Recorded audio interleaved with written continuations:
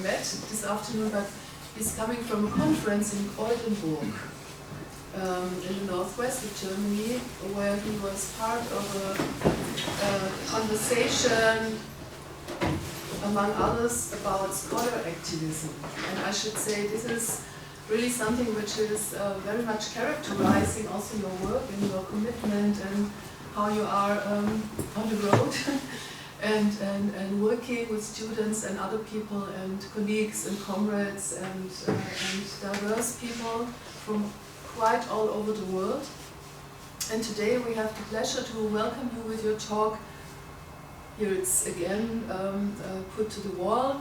Struggles of migrant and immigrant workers, reflections on knowledge, power, research and resistance.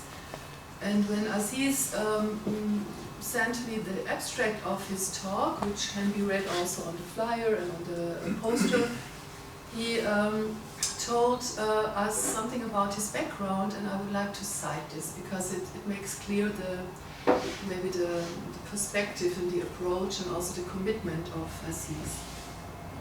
He says, my work is ground. It's maybe strange when I cite you, but you will talk about it in a different way. It's me citing somebody else too.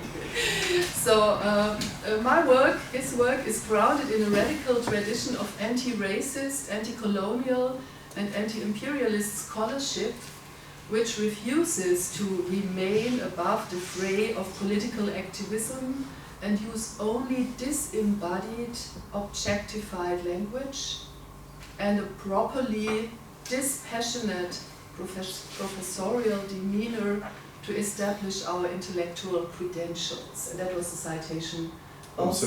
Yeah. And Aziz says, I argue that in order to understand the contemporary politics of migration, we should engage with the knowledge produced in activism and organizing in which people come together to try to address the roots of the problems they face, build solidarity, and act collectively to confront injustice. What can be learned from deeper critical engagement with this knowledge? How might university-based researchers learn from activist research that occurs as part of organizing for change? Understanding all knowledge to be political, I argue, he argues, for politically committed, rigorous research which is in dialogue with, relevant to, and which explicitly serves people's struggles for immigration justice and against racism and all forms of exploitation. So this is a kind of standpoint or stance which is expressed by Aziz, and how we met is by a conference which was taking place, a big congress, which was taking place this year in March in Essen, Germany. And he was invited speaker of a symposium which I was co-organizing with a colleague, Benjamin Bunk from Jena, Erfurt. And our common interest was to address issues of Bildungsprozesse im Kontext sozialer Bewegungen. I take the German expression. And we had invited people, colleagues from India, from the United States, from Canada, also from the Nordic countries. And later on we had diverse colleagues from German backgrounds to do a second part in German language. So that was the first possibility to listen to each other, to discuss with each other, and then we had some chances to meet again in Canada during a research stay of myself this summer, and we just tried to figure out a possibility to bring him here and to have the chance to share some ideas and insights and analyses and knowledge about knowledge production, among others, with you. And that's happening today, and now we are here in the Institute of Educational Science, in the Faculty of Education. I'm, for those who don't know me yet, I'm working here in that frame, in that context. I'm a professor for education / social pedagogy, social work. And I'm not at least, and that's also a common background. Somehow I'm very much committed to critical, also feminist research, and I'm part of the Center for Gender Studies and Feminist Future Research here at the University of Marburg, which is mainly volunteer work. So we are mainly not funded. We are doing it because we think it's important to do it, and we create audiences and public spaces for a kind of critical feminist and not only feminist reflection. So some of us are in contact because we try to do good critical, also self-critical reflection in the context of educational science and social work. So you are here on different reasons and by different approaches. Welcome everybody, and now we are looking very much forward to your talk, Aziz, and to the debate we will have afterwards.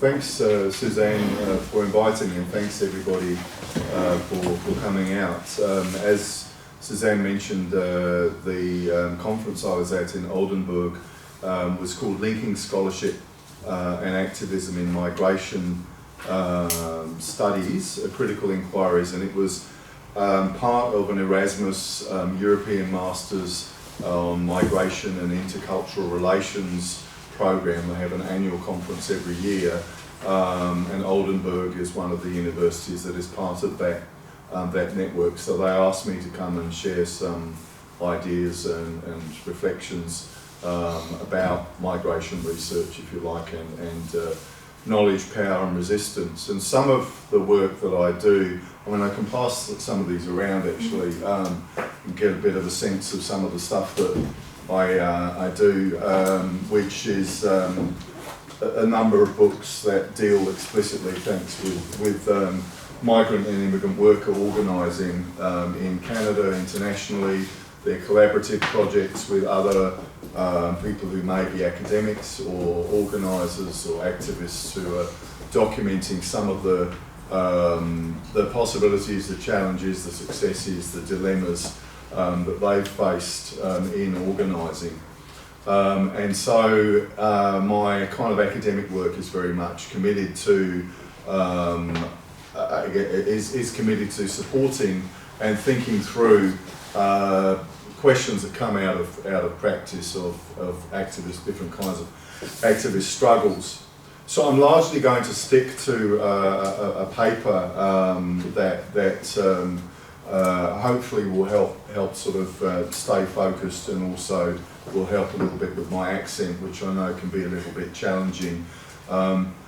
So, responding to anti-immigration and xenophobic politics over 2 decades ago, the British anti-imperialist and anti-racist thinker Sivanandan insisted, quote, "It is your economics that creates our politics that make us refugees in your economies." Today's migration is rooted in historical, social, economic and political relations. The ravages of colonialism, imperialism, including past and present military intervention, historical institutional labour arrangements, crises and shifts in global capitalism are key to understanding contemporary migration.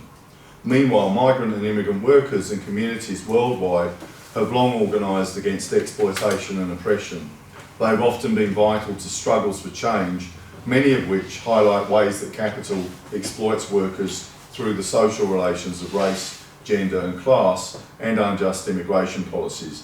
Another thing I actually want to just pass around, which will give you a bit of a sense of some of the organising work in Montreal that some of this relates to, is a newspaper in 3 languages that is put together by migrant and immigrant workers and organisers associated with the Immigrant Worker Centre in Montreal, which I'm on the board of and been involved with in different capacities over a number of years.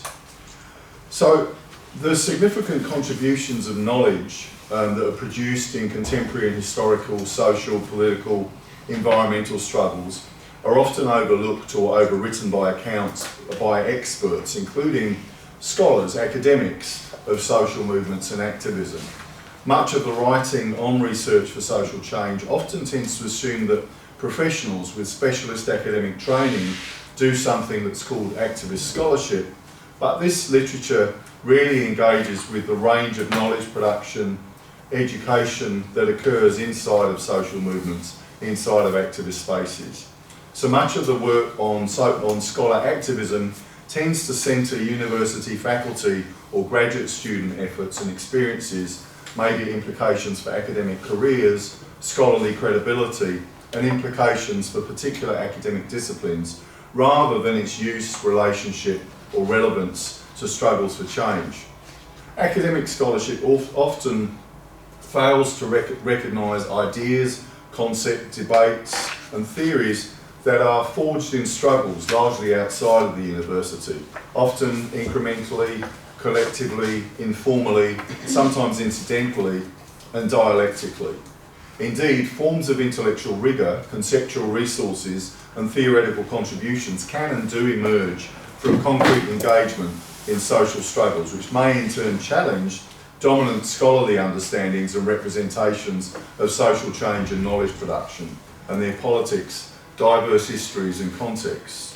So I think that we need to take the opportunity to learn from how organisers, activists and people in struggles think, learn, analyse and generate knowledge in the course of organising for progressive social change, beyond the sometimes self-referential loops of academic scholarship. And in order to do so, I want to maybe suggest that we need to recentre understandings of activist scholarship that are not so primarily tied to university-based and produced knowledge. This idea was once more illustrated to me on a June 2018 visit to London at a celebration of the life of anti-imperialist, anti-racist thinker and activist who I quoted earlier, Sivanandan, who was the former director of the Institute for Race Relations and the editor of the journal Race and Class, who passed away in January this year, aged 94. It was especially encouraging to be among an intergenerational group of people, educators, thinkers, organisers, activists, artists. Linton Kwesi Johnson was there, somebody from the Asian Dub Foundation was there, reflecting decades of campaigns and struggle to reflect on Sivanandan and his work and its prescience and relevance to today's political, social and economic dilemmas, challenges, debates and struggles. Never a university academic, Sivanandan had a profound impact on my politicisation and intellectual development, starting in Britain several decades ago, on my understandings about globalisation, imperialism, colonialism, capitalism, migration, history, race, class and resistance, that informed and carried through into my organising and political work in Aotearoa, New Zealand, in the Asia Pacific and internationally, and continues to do so in my academic work. So much of my academic work does focus on the dynamics of knowledge production and learning and politics of organising and social movements in different struggles. Is it too fast for you to follow, or is it okay? A little bit. Yeah, I'll try and slow down a little bit. Yeah. So I come into academia relatively late after being an organiser and an educator and researcher in mainly smaller anti-colonial, anti-racist and global justice groups and networks, particularly in Aotearoa, New Zealand and the Asia Pacific region, more recently in North America. But along with other Institute for Race Relations colleagues, Sivanandan's work was grounded in the anti-racist, anti-imperialist politics and activism of many of the struggles of previous decades, rather than intellectual contributions that are acknowledged in and consigned to bibliographies and lists of references. It is the kind of radical thought that helps fuel, frame and motivate much of my own political and intellectual work in the various movements and struggles I have been and remain committed to, including ongoing work that's connected to migrant and immigrant worker organisations such as the Immigrant Workers Centre in Montreal. The radical tradition of intellectual work of Sivanandan and others like him, whether outside or sometimes inside academic institutions, continues to inspire me and to be the tradition, the intellectual tradition within which I locate myself. As he put it, not just thinking for thinking's sake, but thinking in order to do. This means writing unapologetically to contribute to the toolboxes and fuel supplies of actual struggles against racism, imperialism, colonialism and patriarchy. Such activist scholarship that offers hope and deep analysis should not simply accept what we're told are pragmatic and realistic horizons of possibility, and unquestioningly and uncritically take up new, fashionable vocabularies and terminologies for thinking, acting, framing how we think and act, without looking at whose interests are served by the flow, forgetting, half understandings of where terms, concepts, practices, explanatory frameworks so quick to be adopted as common sense come from, and what historical processes they arise from, what they reveal and what they erase. As Sivanandan once put it, we need the courage to abandon old orthodoxies which bear us down, the honesty to turn our faces against intellectual fads and fetishes which turn us away from engagement, and the commitment to fight injustice wherever we find it. So a decade earlier, shortly after starting my position as a professor in the Faculty of Education at McGill, I spoke briefly at a beginning of term event about education and research. Later, a colleague commented to me about the number of times I used the word struggle in my short intervention on learning, informal education, knowledge and struggles for social change. In hindsight, I think it signified not a sort of clumsiness in a repetition, but the strength of my conviction that struggles are as much classrooms and curricula and educational spaces and processes, some might say schools or universities of the streets or of the struggle, as more narrowly defined educational locations and processes of learning. This understanding, in turn, came from my own involvement in a range of social, political, economic and environmental justice activism since the 1980s. Historian Robin Kelly, who wrote a fantastic book called Freedom Dreams, The Black Radical Imagination in the United States, reminds us that revolutionary dreams erupt out of political engagement. Collective social movements are incubators of new knowledge. So this is not to suggest or to make the mistake of subscribing to a kind of intellectual populism which uncritically romanticises all ideas, all knowledge that's produced by activists, by movements, by ordinary people. Not at all. And nor should we take claims to be progressive at face value when we see the ways in which dominant forms of power relations can sometimes be reproduced within spaces that say that they're alternative.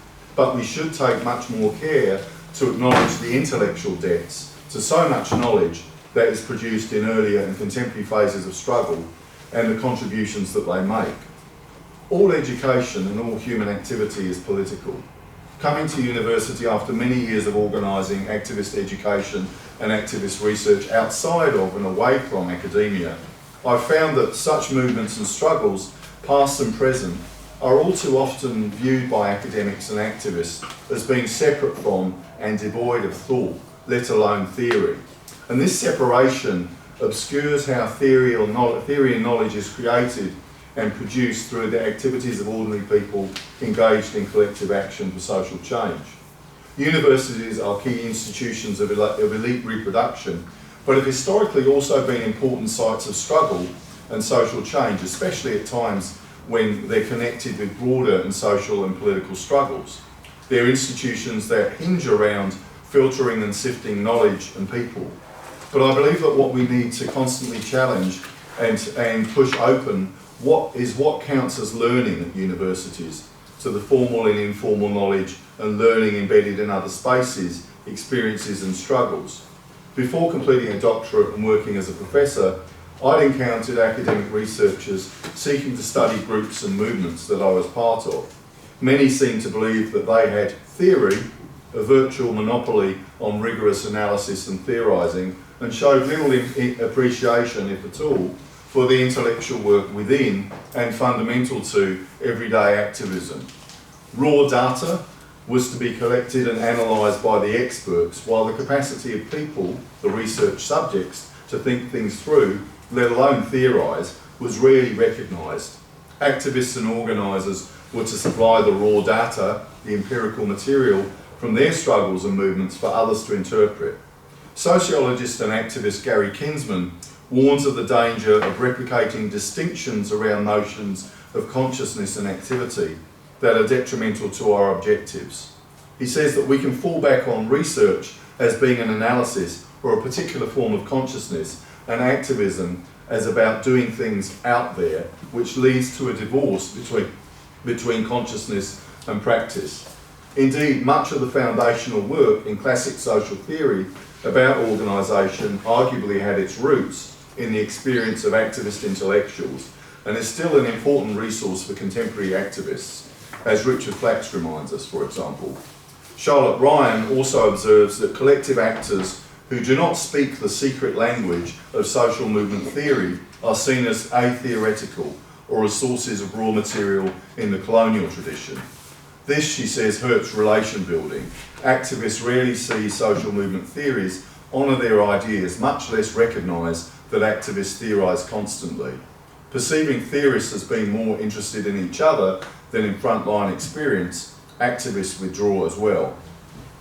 A Marxist theory of praxis that insists on the unity of thought and action necessitates a dialectical theory of consciousness in which thought, action and social relations are inseparable, say Sarah Carpenter and Shahzad Moja.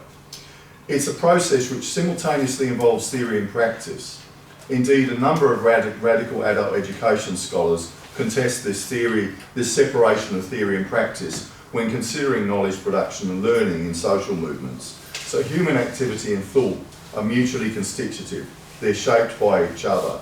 And that's one of the major, the major kind of perspectives, I suppose, on a lot of the work that I do. The importance also of spaces for collective action, learning and reflection are crucial, as is openness to valuing processes of informal and non-formal learning and knowledge that's produced from within people's everyday experience. The British socialist historian E.P. Thompson warned of what he called the enormous condescension of posterity when writing about how patronising and dismissive so many historians were when dealing with working class history, committed as he was to foregrounding the importance of working class people as political agents, thinkers and knowledge producers.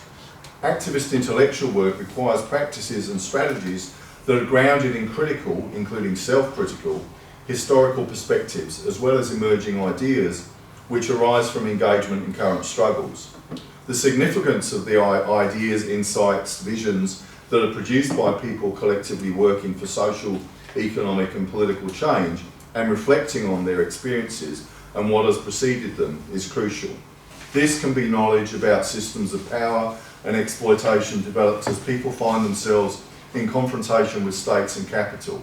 These can often be rich, often underexplored or unexplored archives and publications of earlier generations of movements, as well as the conscious production of understandings that challenge dominant or hegemonic common sense within and about various struggles. So, for example, one of the books I passed around there just arrived actually today, this book I edited on activists and the surveillance state, which brings together a number of academics and activists who are reflecting on often direct experience of being spied on or infiltrated by security intelligence agencies or political police.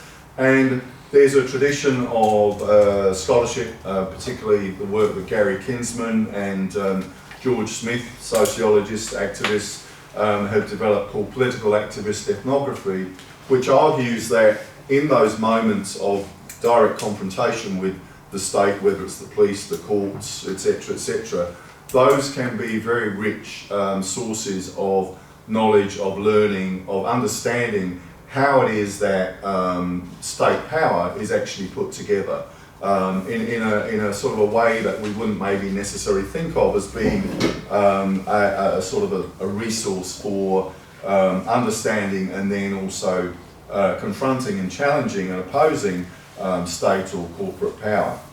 Doug Bevington and Chris Dixon are two other scholars who've written together who call for the recognition of existing movement-generated theory and of a dynamic reciprocal engagement by theorists and movement activists in formulating, producing, refining and applying research. They remind us that movement participants produce theory as well, and like Charlotte Ryan, they also say that one of the problems is that it may not be recognisable to conventional social movement scholars, but that this theory can often range and traverse through multiple levels of abstraction, from everyday organising to broad analysis. I think it's also really important to think about the conceptual resources that can be drawn from critical readings of histories of older movements for contemporary organising, for contemporary struggles. Challenges also that have been produced from the margins of bigger social movements which may contest dominant ideas of the movement itself. And I'm thinking here about some specific challenges at particular moments that have come from anti-racist, feminist, working class, indigenous, queer and other perspectives and politics of and within broader movements. And I think that also too, and this came up in a talk I did at Gießen last night, about tensions between, if you like, professionalised forms of political activism, NGOs, etc., versus maybe mass-based movements or movements where the resources are, or the organisational forms are not necessarily to form a sort of a professionalised advocacy group or so on. So people struggle, learn, educate and theorise wherever they find themselves. And the forms that this takes may change, but the importance of spaces and places for collective action, learning, reflection and intergenerational learning is crucial to building, sustaining and broadening resistance to injustice and exploitation. A critical eye to history is vital, together with an openness to valuing processes of informal and non-formal learning, and knowledge created from the ground up, so to speak. Indeed, this lens is necessary for those who want to link critical knowledge to action, and for action to be informed by deeper historical understandings.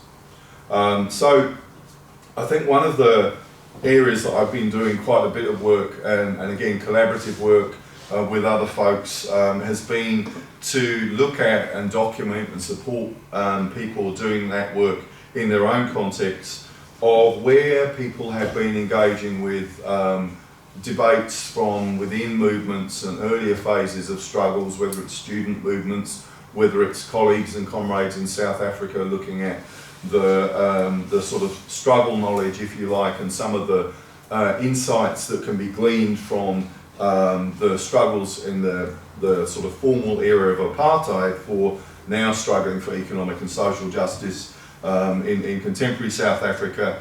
And basically this sort of way in which also often younger activists too are looking into historical materials, debates, ideas from earlier periods of struggle. Some of that is very much happening in migrant and immigrant worker sort of justice organising, anti-racist organising, where people are looking at this history with a critical eye to its relevance and use for contemporary organising. Such knowledge from below, such historical knowledge, often includes highly contested versions of history that challenge dominant or authoritative accounts, and which is often overlooked by dominant treatments of historical social struggles. So what do I mean by activist archives? I mean, some of that is the sort of material that different activists groups put together. I mean, Marburg is full of stickers and posters, right? Which is, you know, I was just emailing some friends the other day saying, remember when we thought stickers were going to sort of like, if we had some really cool political stickers, that was really going to, you know, change the world. And now I think it's internet memes or something, right, or tweets. But the flyers and the posters and the programs, the newsletters, all kinds of stuff that people produce, I mean, like that in the future, maybe like that paper that I passed around, are often, you know, the record of organisations and the politics and the debates, and a way into understanding movements and trends. Andrew Flynn in the UK, for example, is a really, I think, fantastic, you know, scholar on this issue at the University College London, who's talked also about the ways that community and movement control over the ways that such hidden histories can be recovered and used as a tool for political education and organising, come up against and sometimes are in opposition to the more professional approach to doing archival work.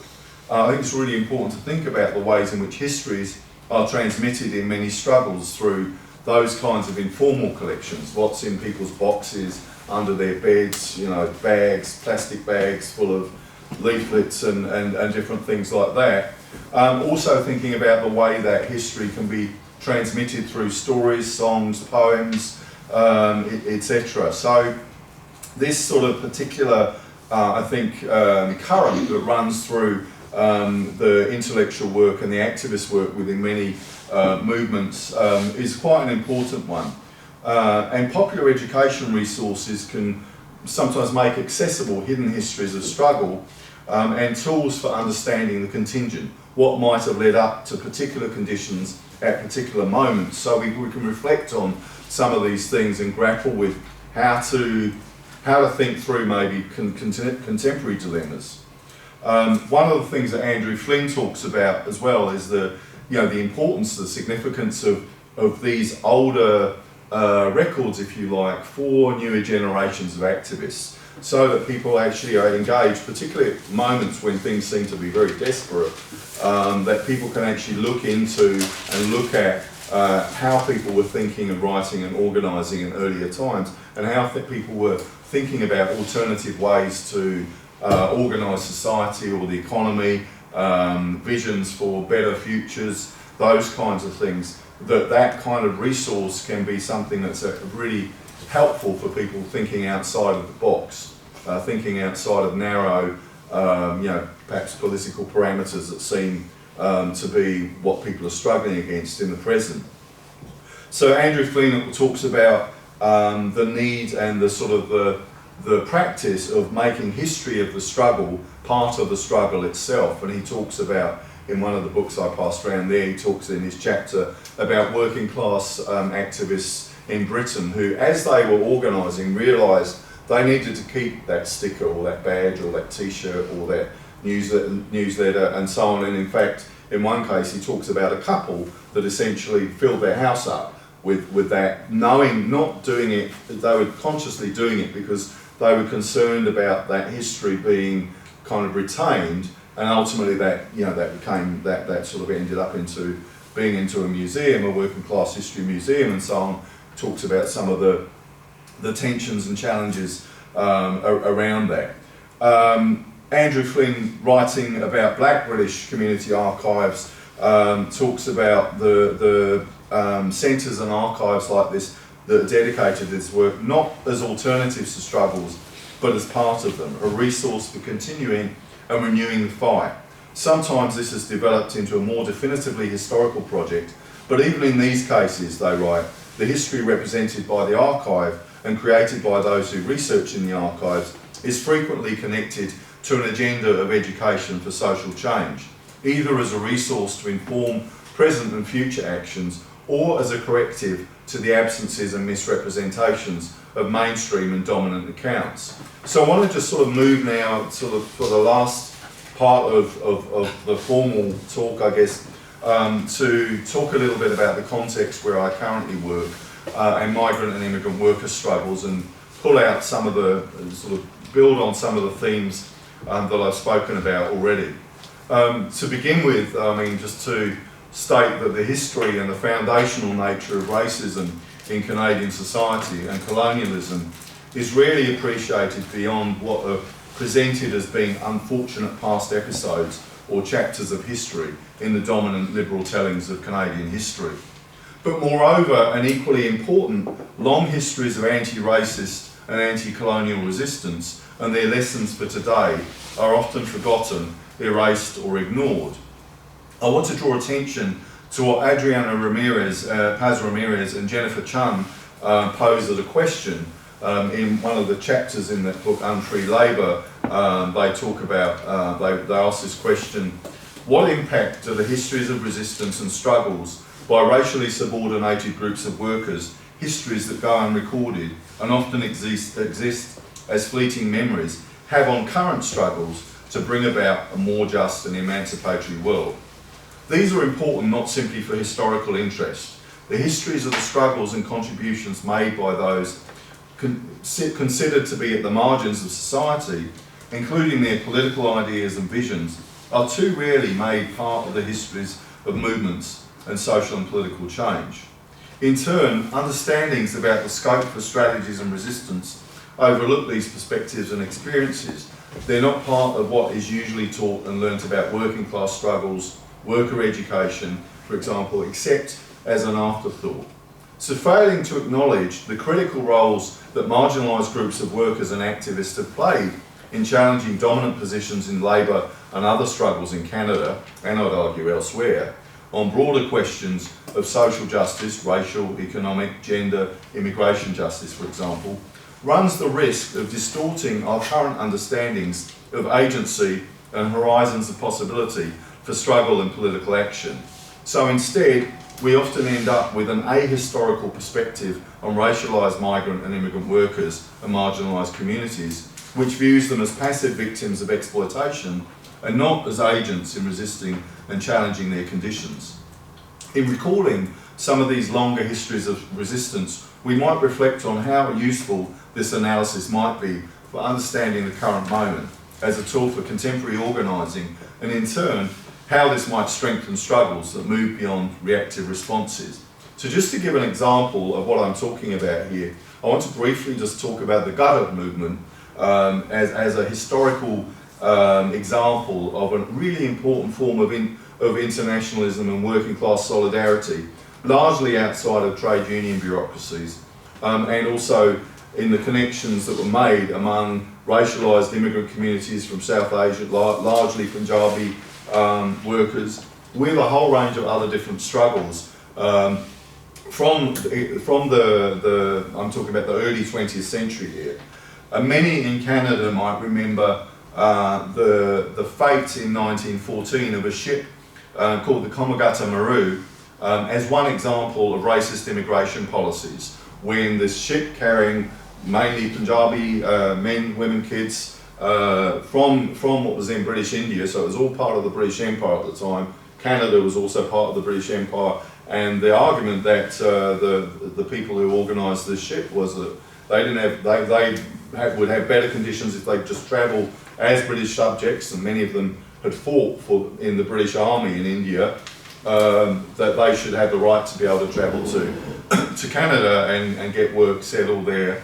And there was essentially a law that was passed down that insisted that if you were, in order to be able to claim that you could sort of land and settle there, you had to have made a continuous journey from the point of departure to the point of arrival. And because the ship had broken its route to refuel and resupply en route, then it was denied, and the people on the ship were denied the right to enter Canada.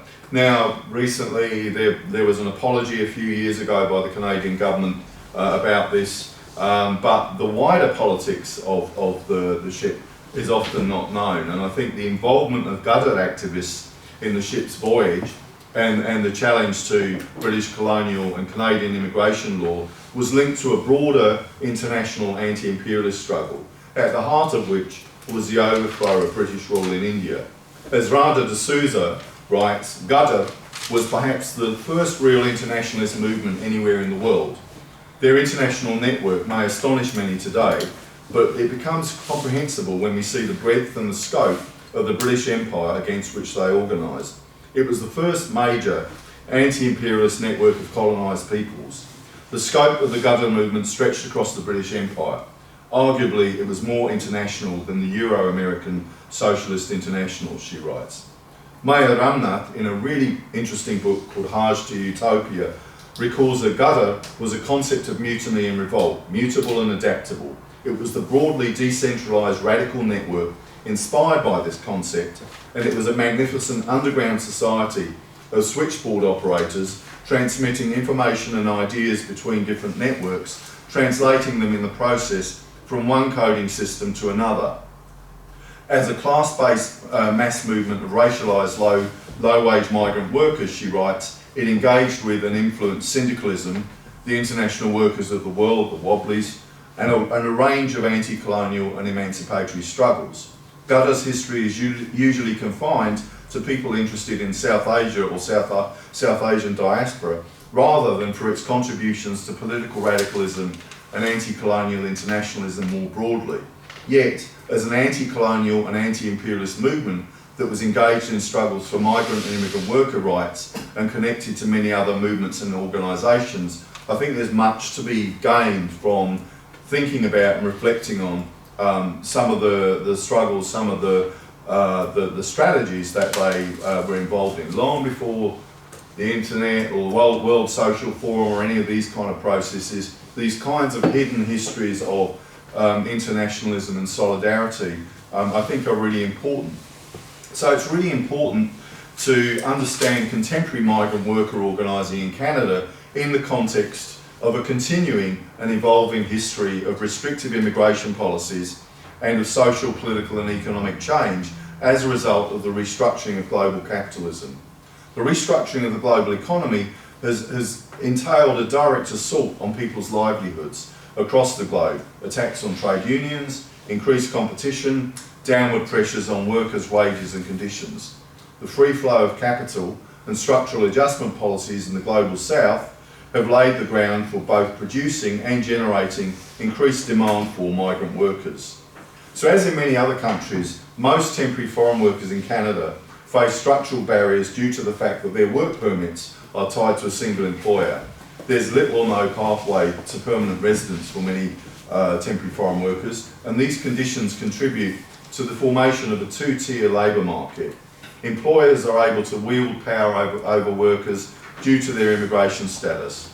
These conditions, coupled with the current climate of the defensive nature and weakened power of trade unions, the organising of racialised migrant and immigrant workers has often been through initiatives on the edge of or outside of the traditional trade union movement. So experiences of migrant worker organising also offer activists inside the established labour movement, the unions, ways to reinvigorate the labour movement with strong anti-racist and immigration justice politics and community organising traditions. The types of organisations that are engaged in migrant worker organising could be said to be laboratories of struggle which seek to creatively build the foundations of collective organising through consistent outreach, democratic organising, taking a lead from workers themselves and organising for structural change. There's much to learn from the organising that's already happening on the ground. Migrant farm worker organising through the grassroots collective Justicia for Migrant Workers, Justice for Migrant Workers in Ontario and British Columbia. The efforts of Migrante Canada, which is an alliance of Filipino migrant and immigrant worker organisations, which is in turn part of a global alliance, to domestic worker and caregiver organisations such as PNI, the Caregivers Action Centre in Toronto, workers' centres in Toronto like the Workers' Action Centre, the Immigrant Workers' Centre in Montreal, are examples of organising that seek to build grassroots power of some of the most marginalised and precarious workers in Canada.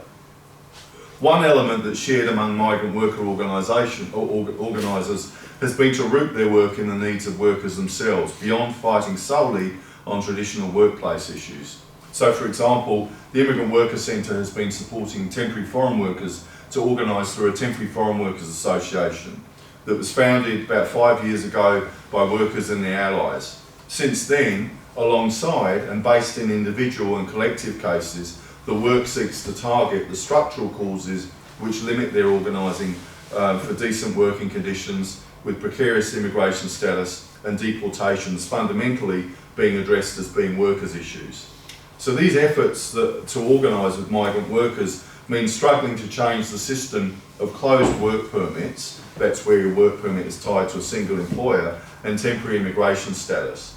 This was highlighted by the Harvesting Freedom Caravan in Ontario in 2016 that was organised by Justice for Migrant Workers with the support of some unions and other allies.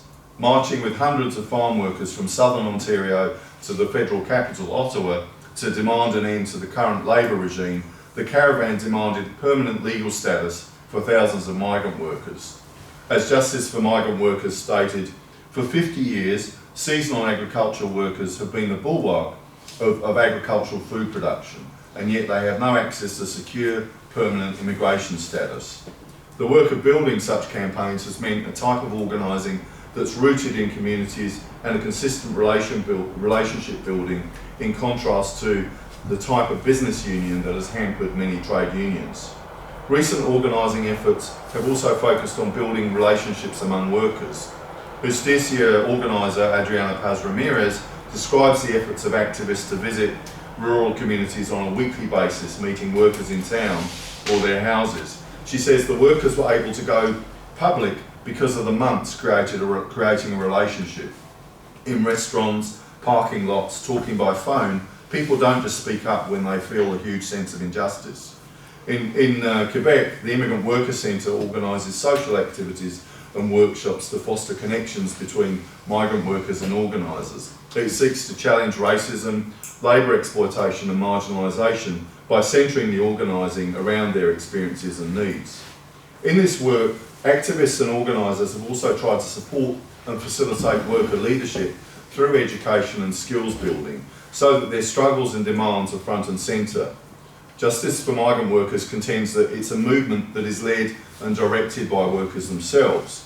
The Temporary Foreign Workers Association in Quebec develops direct leadership of the workers through a membership-based association.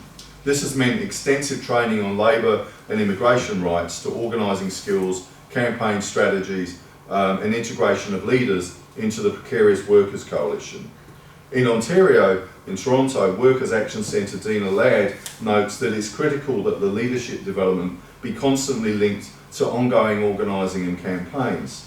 Such organising among migrant and immigrant workers differs from a service provision model that's based on reacting to the needs of government and funders, or workplace organising that doesn't address fundamental issues at the core of injustices faced by them. While the challenges are immense, broader coalitions are being built, such as the Migrant Workers Alliance for Change, which brings together migrant worker-based organisations into a federal coalition with unions. But the continual work of building alliances on the ground based on anti-racist working class perspectives that centres that movement of racialised migrant workers and their demands is crucial.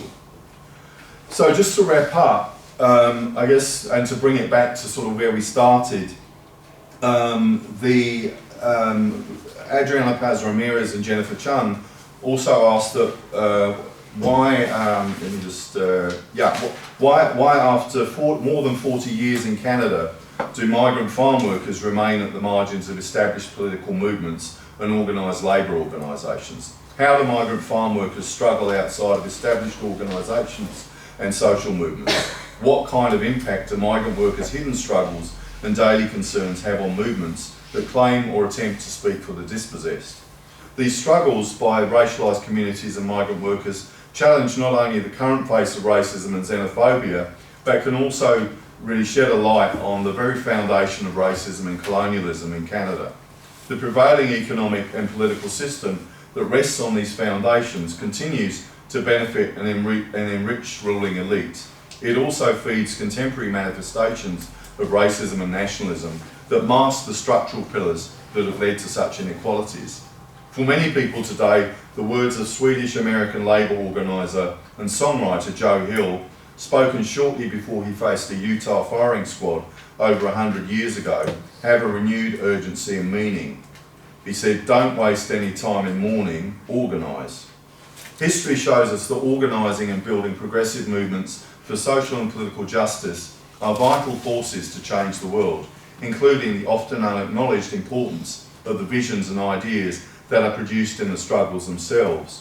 And just to come back to, I guess, the university and this question about the relationship between academia and social movements, in a panel discussion on social movements, education and learning earlier this year, my colleague Sangeeta Kamath, who's an education scholar at the University of Massachusetts in Amherst in the US, she articulated a challenge for those working in universities to build and sustain what she called a school-to-movement pipeline.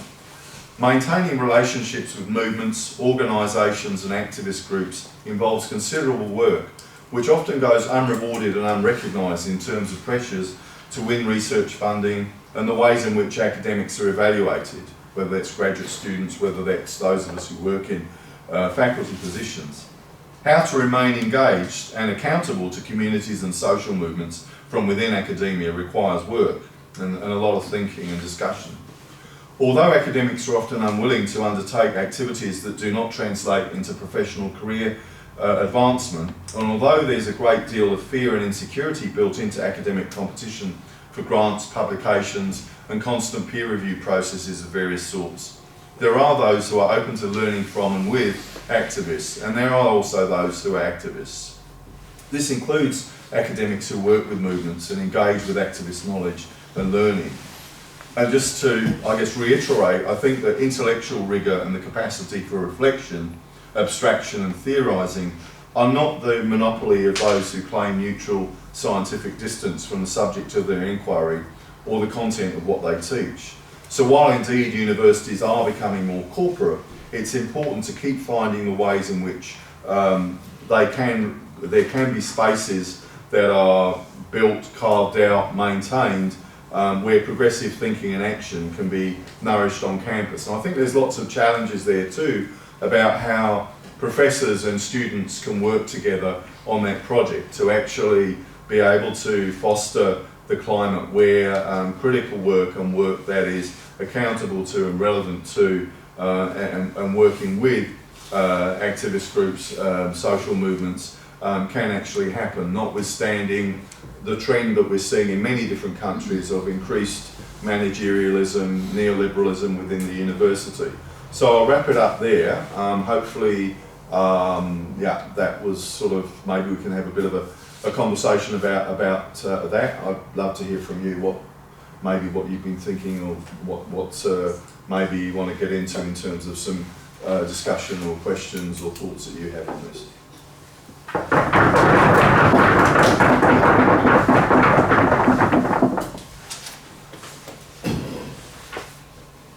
Reactions, questions, resonance, Sis?